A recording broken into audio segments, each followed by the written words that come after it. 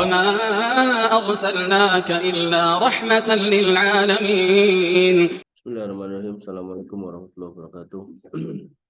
Alhamdulillah, waskurulillah, wala hawla wala quwwata illa billah, salatu wassalamu ala rasulillah wa ala alihi wa sahbihi wa wala qanifitin azani Allah wa iyyakum. Alhamdulillah, bersyukur kepada Allah Subhanahu wa taala atas nikmatnya kita masih bisa berkumpul dan melanjutkan materi kita, yaitu kitab Adabul Mufrad sampai bab 162. Babur rajulu yuhibbu qauman walamma yalhaqu bihim. Bab seorang yang mencintai satu kaum tapi belum bisa mengejar mereka atau menyamai amalan yang mereka perbuat.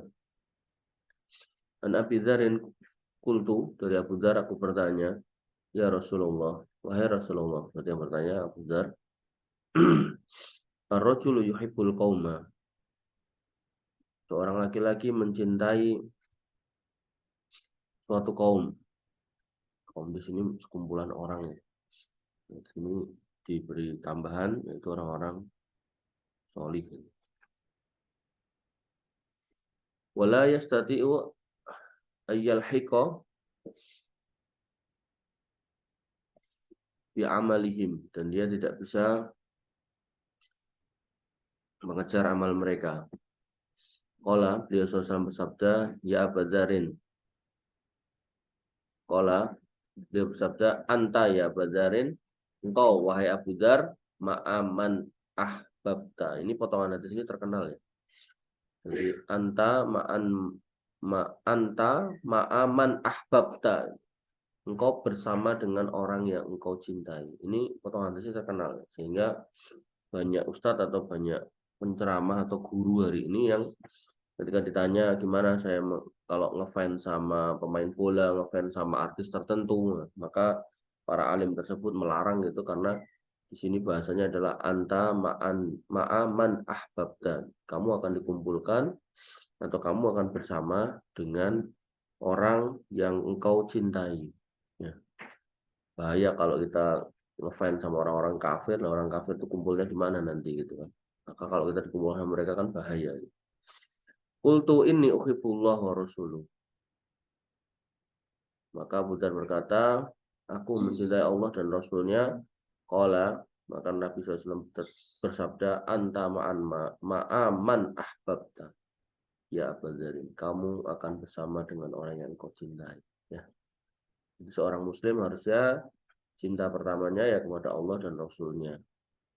Lalu kepada orang-orang soleh, baru kemudian kepada orang tuanya sesuai dengan kadarnya. Kalau kepada orang tua sesuai dengan kadarnya. Jadi kalau orang tuanya kafir, ya kita mencintai sebagaimana layaknya seorang anak mencintai orang tua, dan itu aja. Bukan mencintai kemudian mengikut sama apa yang beliau minta ini. Baru kemudian mencintai kepada keluarga dan seterusnya. Wanifidina azani Allah ayakum. Hadis nomor 352. An Anasin anna rajulan sa'ala Nabi sallallahu alaihi wasallam faqala, dari Anas bahwasanya ada seorang laki-laki yang bertanya kepada Nabi sallallahu alaihi wasallam, kemudian beliau bersabda, ya Nabi Allah, wahai Nabi Allah, mata sa'ah. Itu bukan mata yisa'ah ya, tapi mata sa'ah. Kapan hari kiamat ya Rasulullah itu? Atau kapan kiamat itu akan datang? Faqala wa ma a'tatu laha. Rasul menjawab, apa yang telah, bukan a'tatu, wa ma a'tattalaha, apa yang telah engkau siapkan untuk datangnya kiamat itu. Dan dia nanya kapan. Nabi bertanya balik, kamu siapnya apa? Gitu. Qala ma'atutu min kabirin. Dia mengatakan, aku enggak menyiapkan sesuatu yang besar. Illa inni uhibbullah wa rasuluh. Yang aku persiapkan hanya ya, hati yang mencintai Allah dan Rasulnya. Faqala al-mar'u ma'a man ahbabta. Maka beliau bersabda, seseorang itu nanti akan dikumpulkan bersama dengan orang yang dicintai. Qala Anasin, maka Anas berkata, fama ra'aitul muslimina farahu.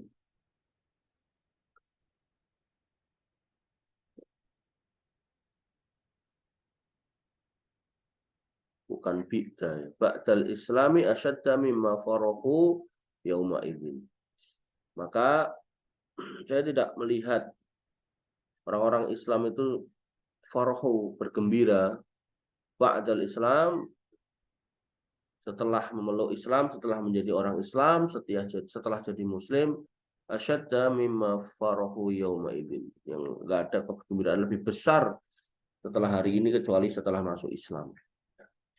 Artinya ketika Nabi SAW mengatakan almar'u ma'aman ahabba gitu. Kalau hadis yang di atasnya Nabi SAW mengatakan anta ma'aman ahbabta, sama ya. Kalimatnya beda tapi maknanya sama. Yang intinya adalah menjadi seorang muslim itu adalah sebuah kegembiraan, sebuah keberkahan, sebuah keselamatan.